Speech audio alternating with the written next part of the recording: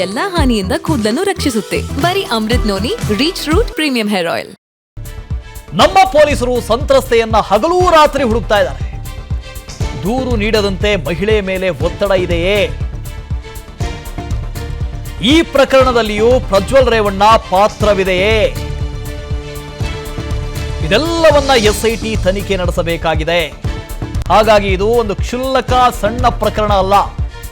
ದೂರು ನೀಡೋದನ್ನ ತಡೆಯೋದಕ್ಕೆ ಆ ಮಹಿಳೆ ಅಪಹರಣ ಮಾಡಿದ್ದಾರಾ? ಎಸ್ಐಟಿ ಪರ ವಕೀಲ ಬಿಎನ್ ಜಗದೀಶ್ ಖಾರವಾಗಿ ಪ್ರಶ್ನಿಸಿದ್ದಾರೆ.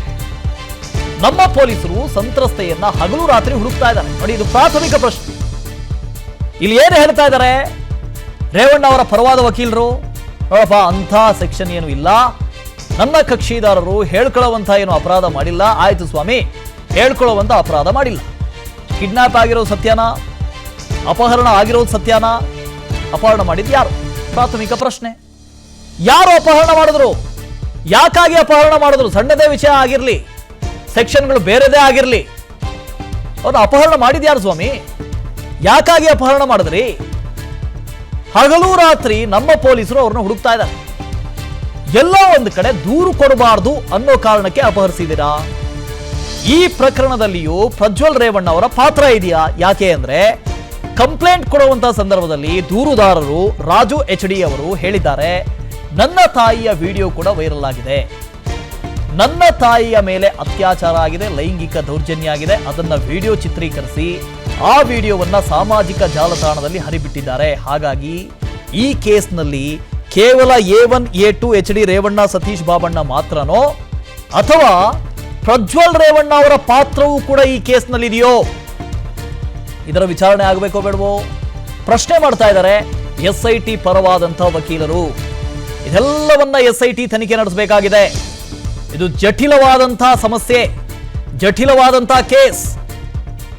ರೇವಣ್ಣ ಅವರ ಪರವಾದ ವಕೀಲರು ಹೇಳಿದಷ್ಟು ರೀತಿಯಲ್ಲಿ ಸರಳ ಇಲ್ಲ. ಇದು ಅಷ್ಟೊಂದು ಸರಳವಾದಂತಹ ಪ್ರಕರಣ ಅಲ್ವೇ ಅಲ್ಲ. ಮೇಲ್ನೋಟಕ್ಕೆ ಸರಳ ಅಂತ ಅನ್ಸ್ಬೋದು, ಇದರ ಆಳಕ್ಕೆ ಇಳಿದಾಗ ತುಂಬಾನೇ ಜಟಿಲವಾಗಿದೆ. ದೂರು ನೀಡದಂತೆ ಮಹಿಳೆಯ ಮೇಲೆ ಒತ್ತಡ ಹೇರಿ ಅವರನ್ನ ಅಪಹರಿಸಲಾಗಿದೆಯೇ? ಇದರಲ್ಲಿ ಪ್ರಜ್ವಲ್ ರೇವಣ್ಣ ಪಾತ್ರ ಕೂಡ ಇದೆಯೇ? ಪ್ರಶ್ನೆ ಮಾಡ್ತಾ ಇದ್ದಾರೆ.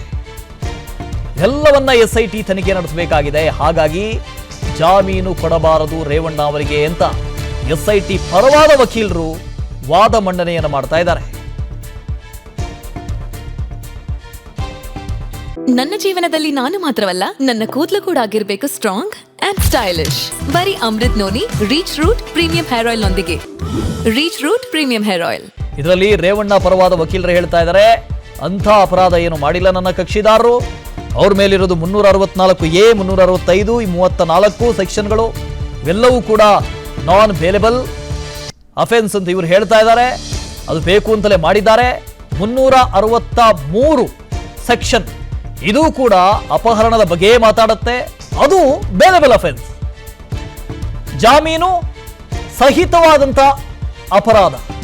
ಹಾಗಾಗಿನೇ ಪೊಲೀಸರು ಜಾಮೀನು ರಹಿತ ಸೆಕ್ಷನ್ಗಳನ್ನ ಇಲ್ಲಿ ಹಾಕಿದ್ದಾರೆ. ಇದರ ಹಿಂದೆ ನನ್ನ ಕಕ್ಷಿದಾರರನ್ನ ಮಾನಭಂಗ ಮಾಡೋದು, ಗೌರವವನ್ನ ಹರಣ ಮಾಡೋದು, ಈ ಉದ್ದೇಶವನ್ನ ಇಟ್ಟುಕೊಂಡಿದ್ದಾರೆ ಅಂತ ರೇವಣ್ಣ ಪರವಾದಂತಹ ವಕೀಲರು ವಾದ ಮಂಡನೆ ಮಾಡಿದ್ರು. ಅದರ ಜೊತೆಗೆ ಒಂದು ಕ್ಷುಲ್ಲಕ ಪ್ರಕರಣ, ರಾಜಕೀಯ ದುರುದ್ದೇಶ ಪೂರಿತ ಪ್ರಕರಣ, ನನ್ನ ಕಕ್ಷಿದಾರರ ಮಾನಹಾನಿಗೆ ಯತ್ನಿಸ್ತಾ ಇದ್ದಾರೆ. ಹಾಗಾಗಿ ಅವರಿಗೆ ಜಾಮೀನು ಕೊಡಬೇಕು. ಅವರ ಮಗನ ಮೇಲೆ ಒಂದಷ್ಟು ಪ್ರಕರಣಗಳಿದ್ದಾವೆ, ಗಂಭೀರವಾದ ಪ್ರಕರಣಗಳೇ ಇದ್ದಾವೆ. ಆದರೆ ತಂದೆಯ ಮೇಲೆ, ನನ್ನ ಕಕ್ಷಿದಾರ HD ರೇವಣ್ಣ ಅವರ ಮೇಲೆ ಗಂಭೀರವಾದ ಪ್ರಕರಣಗಳು ಇಲ್ಲ. ಹಾಗಾಗಿ ಜಾಮೀನು ಕೊಡಿ ಅಂತ ವಾದ ಮಂಡನೆ ಮಾಡಿದ್ರು. ದೂರು ನೀಡಿದ್ರೆ ಹುಷಾರ್ ಎಂದು ಮಹಿಳೆಗೆ ಬೆದರಿಸಿದ್ದಾರೆ ಅನ್ಸುತ್ತೆ.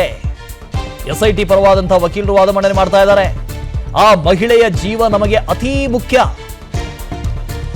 ಆರೋಪಿಗೆ ಜಾಮೀನು ಕೊಟ್ರೆ ಅದಿಲ್ಲದಂತಾಗತ್ತೆ. ದೂರು ನೀಡಿದ್ರೆ ಹುಷಾರ್ ಅಂತ ಮಹಿಳೆಗೆ ಬೆದರಿಸಿದ್ದಾರೆ ಅನ್ನಿಸುತ್ತೆ. ಮಹಿಳೆಯ ಜೀವ ನಮಗೆ ತುಂಬಾ ಮುಖ್ಯ. ಆರೋಪಿಗೆ ಜಾಮೀನು ನೀಡಿದ್ರೆ ಮಹಿಳೆ ಜೀವಕ್ಕೆ ಗ್ಯಾರಂಟಿ ಕೊಡ್ತೀರಾ? ಆ ಮಹಿಳೆ ಅಪಹರಣ ಆರೋಪ ಹೊತ್ತಿರುವವರು. ಜಾಮೀನು ಸಿಕ್ಕರೆ ಸುಮ್ಮನೆ ಇರ್ತಾರ ಇವರು? ಆ ಮಹಿಳೆ ಮಾತ್ರನಾ? ಇನ್ನೂ ಯಾರಾದ್ರೂ ಇದ್ದಾರಾ? ಇದನ್ನ SIT ಅಧಿಕಾರಿಗಳು ತಿಳಿಯಬೇಕಿದೆ, ವಿಚಾರಣೆ ಮಾಡಬೇಕಾಗಿದೆ. ದೂರು ನೀಡಿದ್ರೆ ಹುಷಾರ್ ಅಂತ ಮಹಿಳೆಗೆ ಬೆದರಿಸಿದ್ದಾರೆ ಅನ್ಸುತ್ತೆ. ಇಲ್ಲಿ ದೂರುದಾರ ರಾಜು HD ಇದನ್ನೇ ದೂರಿನಲ್ಲಿ ಉಲ್ಲೇಖ ಮಾಡಿರೋದು. ದೂರು ಕೊಡ್ತಾರೆ, ಕೊಡಬಾರದು ಅಂತ ಹೇಳು, ಸಾಹೇಬರು ಕರೀತಾ ಇದ್ದಾರೆ ಬರಕ್ಕೆ ಹೇಳು, ಹೀಗೆ ಹೇಳಿ ಆಕೆಯನ್ನ ಅಪಹರಣ ಮಾಡಿದ್ದಾರೆ. ಒಂದು ವೇಳೆ ಜಾಮೀನು ಕೊಟ್ರಿ ಅಂತ ತಿಳ್ಕೊಳ್ಳೋಣ ರೇವಣ್ಣ ಅವರಿಗೆ. ಆಕೆಯ ಜೀವಕ್ಕೆ ಯಾರು ಹೊಣೆಗಾರರು? ನಾಳೆ ಹೆಚ್ಚು ಕಡಿಮೆ ಆದ್ರೆ ಇದಕ್ಕೆ ಯಾರು ಹೊಣೆ? ಗ್ಯಾರಂಟಿ ಕೊಡ್ತೀರಾ ಅವ್ರ ಜೀವದ್ದು? ರೇವಣ್ಣ ಅವರೇ ಗ್ಯಾರಂಟಿ ಕೊಡ್ತೀರಾ ಅಂತ ಪ್ರಶ್ನೆ ಮಾಡ್ತಾ ಇದ್ದಾರೆ SIT ಪರವಾದ ವಕೀಲರು. ಒಂದು ವೇಳೆ ದೂರು ಕೊಟ್ರೆ ಹುಷಾರ್ ಅಂತ ಬೆದರಿಸಿದ್ದಾರೆ. ಅದಕ್ಕಾಗಿ ಅವರನ್ನು ಅಪಹರಿಸಲಾಗಿದೆ.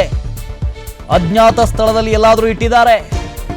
ಒಂದು ವೇಳೆ ತಮ್ಮ ಮಗನ ಮೇಲೆ ದೂರು ದಾಖಲಾದ್ರೆ ಮತ್ತಷ್ಟು ಇಕ್ಕಟ್ಟಿಗೆ ಸಿಕ್ಕಾಕೊಳ್ಬೇಕಾಗತ್ತೆ. ಇದೇ ಉದ್ದೇಶಕ್ಕೆ ಇವರನ್ನ ಕಿಡ್ನಾಪ್ ಮಾಡಲಾಗಿದೆ. ಇದನ್ನ SIT ಪರವಾದ ವಕೀಲರು ನ್ಯಾಯಾಧೀಶರಿಗೆ ಮನವರಿಕೆ ಮಾಡಿಕೊಡ್ತಾ ಇದ್ದಾರೆ. ದೂರು ನೀಡಿದ್ರೆ ಹುಷಾರ್ ಅಂತ ಮಹಿಳೆಗೆ ಬೆದರಿಸಿದ್ದಾರೆ ಅನ್ಸುತ್ತೆ. ಮಾಜಿ ಸಚಿವ HD ರೇವಣ್ಣ ಅವರ ಬಳಿ ದುಡ್ಡಿದೆ, ಪ್ರಭಾವಿಯವರು, ಶಾಸಕರವರು, ಆರೋಪಿಯ ಬಳಿ ರಾಜಕೀಯ ಪ್ರಭಾವ ಕೂಡ ಇದೆ, ಪ್ರತಿಷ್ಠಿತ ಕುಟುಂಬದಿಂದ ಬಂದಂಥವರು. ಹೀಗಾಗಿಯೇ ಮಹಿಳೆಯನ್ನ ಅಪಹರಣ ಮಾಡಿಸಿರಬಹುದು. ಆಕೆಯನ್ನ ಹುಡುಕಿಸಿ ಸಂತ್ರಸ್ತೆಯ ಹೇಳಿಕೆಯನ್ನು ಪಡೆಯುವುದಕ್ಕೆ ಸಾಧ್ಯ ಇಲ್ಲ. ಯಾವ ಕಾರಣಕ್ಕೂ ರೇವಣ್ಣಗೆ ಜಾಮೀನು ಬೇಡ, ಜಾಮೀನು ಕೊಡಕೂಡದು ಅಂತ SIT ಪರವಾದ ವಕೀಲರು ವಾದ ಮಂಡನೆ ಮಾಡಿದ್ದಾರೆ. HD ರೇವಣ್ಣ ಯಾರು? ಯಾರ ಮೇಲೆ ಇವತ್ತು ಆರೋಪ ಬಂದಿರೋದು? ಯಾರು A1 ಆರೋಪಿ? ಅವರು ರಾಜಕೀಯ ಪ್ರಭಾವ ಉಳ್ಳವರು, ದುಡ್ಡುಳ್ಳವರು, ಹಣವಂತರು, ಧನವಂತರು, ಸಂಪತ್ತು ಹೊಂದಿರುವವರು, ಎಲ್ಲರೂ ಹೌದು. ರಾಜಕೀಯ ಪ್ರಭಾವ ಇದೆ. ಅದಕ್ಕಿಂತಲೂ ಹೆಚ್ಚಾಗಿ ಪ್ರತಿಷ್ಠಿತ ರಾಜಕೀಯ ಕುಟುಂಬದಿಂದ ಬರುವಂತವರು HD ರೇವಣ್ಣ. ನಾಳೆ ಸಂತ್ರಸ್ತೆಗೆ ಏನಾದರೂ ಹೆಚ್ಚು ಕಡಿಮೆ ಆದರೆ ಅದಕ್ಕೆ ಯಾರು ಹೊಣೆ? ಒಂದು ವೇಳೆ ಇವತ್ತು ಅವರಿಗೆ ಜಾಮೀನು ಕೊಟ್ಟರೆ ಸಂತ್ರಸ್ತೆಯ ಜೀವಕ್ಕೆ ಹಾನಿಯಾಗಬಹುದು, ಸಾಕ್ಷ್ಯ ನಾಶ ಮಾಡಬಹುದು, ಪ್ರಭಾವವನ್ನು ಬಳಸಬಹುದು. SIT ಪರ ವಕೀಲರ ವಾದಕ್ಕೆ ರೇವಣ್ಣ ಪರ ವಕೀಲರು ಆಕ್ಷೇಪ ಎತ್ತಿದ್ದಾರೆ. ಇದು ಕರ್ನಾಟಕ, UP, ಬಿಹಾರ ಅಲ್ಲ ಸ್ವಾಮಿ ವಕೀಲರೇ, ತಿಳಿದಿರಲಿ ಅಂತ ಹೇಳಿದ್ದಾರೆ. ಬಿಹಾರ ಹೋಲಿಸಿ ಉಪನ್ಯಾಸ ಕೊಡುವ ಅವಶ್ಯಕತೆ ಇಲ್ಲಿಲ್ಲ. ಮಹಿಳೆಯ ಮಗ ಕೊಟ್ಟಿರುವ ದೂರು ನಿಘಂಟು ಎಂದು ಪರಿಗಣಿಸಲು ಆಗೋದಿಲ್ಲ. SIT ಪರ ವಕೀಲರ ವಾದಕ್ಕೆ ರೇವಣ್ಣ ಪರ ವಕೀಲರು ಆಕ್ಷೇಪ ಎತ್ತಿದ್ದಾರೆ. ಈ ಸ್ವಾಮಿ ವಕೀಲರೇ, ಇದು ಕರ್ನಾಟಕ, UP, ಬಿಹಾರ ಜಂಗಲ್ ರಾಜ್ ಅಲ್ಲ ಇದು. ಬಿಹಾರವನ್ನ ಹೋಲಿಸಿ ಉಪನ್ಯಾಸ ಕೊಡುವ ಅವಶ್ಯಕತೆ ನಮಗಿಲ್ಲ ಅಂತ ರೇವಣ್ಣ ಪರ ವಕೀಲರು ವಾದ ಮಂಡನೆ ಮಾಡ್ತಾ ಇದ್ದಾರೆ, ಆಕ್ಷೇಪ ಎತ್ತಿದ್ದಾರೆ. ಮಹಿಳೆಯ ಮಗ ಕೊಟ್ಟಿರುವ ದೂರು ಅದು ನಿಘಂಟು ಅಂತ ಪರಿಗಣಿಸಬಾರದು. ದೂರು ಯಾರು ಬೇಕಾದ್ರೂ ಕೊಡಬಹುದು, ಯಾವ ದೂರನ್ನು ಬೇಕಾದ್ರೂ ದಾಖಲು ಮಾಡಿಕೊಳ್ಬಹುದು. ಆ ದೂರನ್ನ ಪರಿಗಣಿಸಬೇಕೋ ಬಿಡಬೇಕೋ ಅನ್ನೋದು ಆ ಸ್ಥಳೀಯ ಪೊಲೀಸರಿಗೆ ಬಿಟ್ಟಿದ್ದು. ಆಯ್ತಪ್ಪ, ಯಾರೋ ಒಂದು ದೂರು ಕೊಟ್ಟರು, ಅದಕ್ಕೆ ಯಾವೆಲ್ಲ ಸೆಕ್ಷನ್ಸ್ಗಳು ಅಟ್ರಾಕ್ಟ್ ಆಗ್ತವೆ ಆ ಸೆಕ್ಷನ್ಗಳನ್ನ ಹಾಕಿ FIR ಕೂಡ ಹಾಕಬಹುದು. FIR ಕೂಡ ತಲೆ ಹೋಗುವಂಥದ್ದು ಏನಲ್ಲ, ಹೇಗೆ ಬೇಕಾದ್ರೂ ಮಾಡಬಹುದು. ಅದನ್ನ ನಿಘಂಟು ಅಂತ ಪರಿಗಣಿಸುವ ಅವಶ್ಯಕತೆ ಇಲ್ಲ. ಸುಳ್ಳು ಪ್ರಕರಣ ಆಗಿರ್ಬೋದು, ಸುಳ್ಳು ಸೆಕ್ಷನ್ಗಳನ್ನ ಹಾಕಿರ್ಬೋದು. ಹೀಗಿರಬೇಕಾದ್ರೆ ನನ್ನ ಕಕ್ಷಿದಾರರಿಗೆ ನೀವು ಜಾಮೀನು ಕೊಡೋದೇ ಇರೋದಕ್ಕೆ ಸಾಧ್ಯವೇ ಇಲ್ಲ. ಇದೇನು ಬಿಹಾರ ಅಲ್ಲ, UP ಅಲ್ಲ, ಯಾವುದೋ ಜಂಗಲ್ ರಾಜ್ ಅಲ್ಲ. ಆರೋಪಿಗೆ ಏನೋ ಒಂದು ಮಾಡಿಬಿಡ್ತಾರೆ, ಪ್ರಭಾವವನ್ನು ಬಳಸಿ ಇನ್ನೊಂದೇನೋ ಮಾಡಿಬಿಡ್ತಾರೆ, ಜೀವಕ್ಕೆ ಹಾನಿ ತರ್ತಾರೆ.